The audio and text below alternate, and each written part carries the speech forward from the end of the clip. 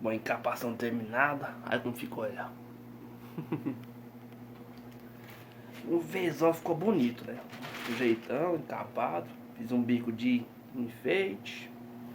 Aí, ó. E no corte mesmo, na régua. Tô melhorando, tô ficando bom.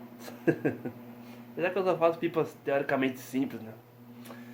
Ainda não sou fã de uma arte bem elaborada, não. Igual as estrelas que eu vejo por aí. Cê é doido. Esse dia vi mais uns vídeos da Camilinha Folhas Top ali. Cê é louco, o trabalho que ela tem é incrível, mano. Eu acho que eu podia chegar naquele nível, mas eu não quero mesmo. Pra mim um pipa assim, ó, que eu vejo o desenho no alto, é muito mais que o suficiente.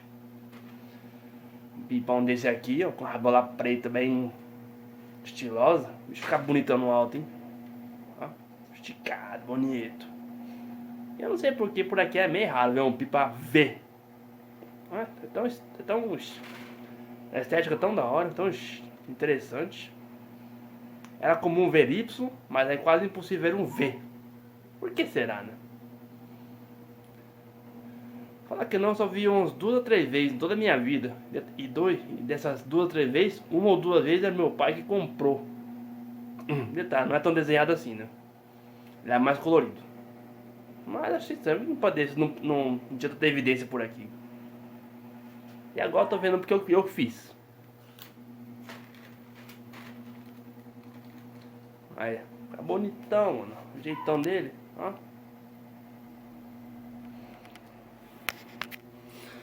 E antes de terminar o vídeo, fique com a rodada 10.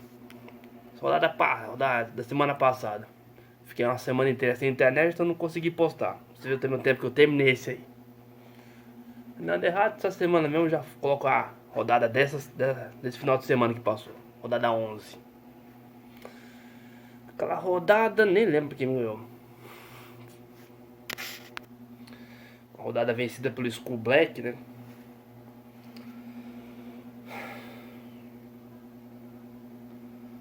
Ele tinha já me passado na vice-liderança e agora aumentou a distância, né? Vai aumentando mais. Eu vou adiantar que nessa rodada eu não escalei, essa agora, justamente porque eu não tinha internet.